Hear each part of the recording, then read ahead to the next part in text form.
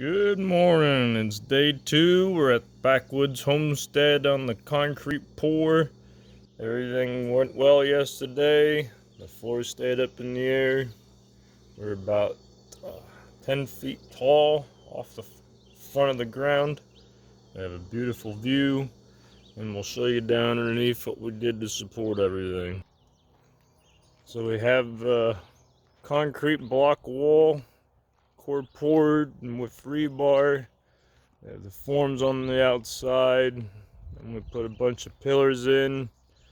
So the overall span is 24 feet out from the house and 44 feet long. Then we put steel beams going down the middle of all the 2x8s. We use joist hangers, and the beams go right through the block wall into pillars we built on the inside.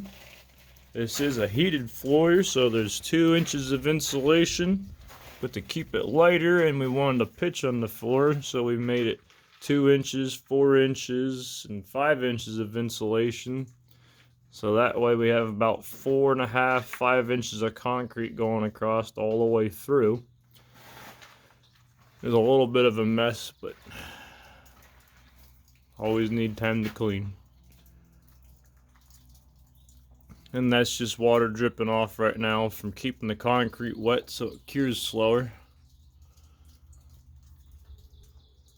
I made my own beams. I put 1/2-inch plywood in between 2x8s, glued them and screwed them all together.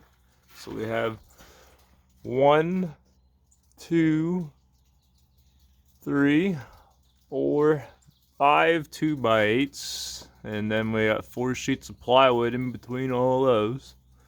And that's a 24-foot long beam.